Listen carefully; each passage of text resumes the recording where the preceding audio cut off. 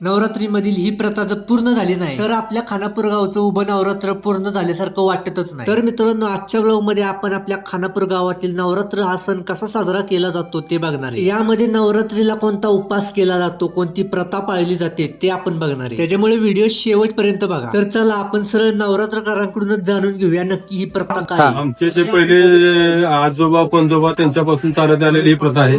या उपवासामध्ये नवरात्री घट बसल्यापासून ते घट उठेपर्यंत 9 दिवस उपवास असतो.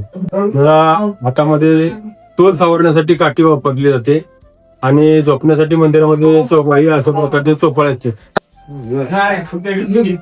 अशा प्रकारे एक पाय घेऊन झोपू शकतो. तर मित्रांनो, आता आपण बघितलं नवरात्रीमध्ये आपल्या गावामध्ये उपास कसा असतो. आता प्रथा काय असते ते पण बघूया. दर संध्याकाळी दर रात्री आरती झाल्यानंतर आमच्या इथं पट खेळला जातो.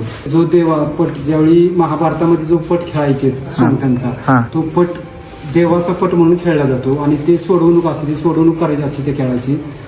ते खेळणं म्हणजे गरजेचंच असतं थोडक्यात. पहिल्यापासून ती परंपराच आहे आणि त्या पद्धती ती परंपरा आपण जपतोय, जोपासतोय आणि वाढ करतोय तिथे. ही परंपरा जवळजवळ आमच्या गावामध्ये 60-70 वर्ष पूर्ण झाली या परंपरेला. तर मित्रांनो, तुम्हाला आता कळलंच असेल की आपल्या गावामध्ये नवरात्रीचा उत्सव कसा साजरा केला जातो. आता प्रश्न असा आहे की तुमच्या इथे कसा साजरा करतात ते कमेंट मध्ये सांगा आणि अशाच व्हिडिओसाठी फॉलो करा आणि शेअर पण.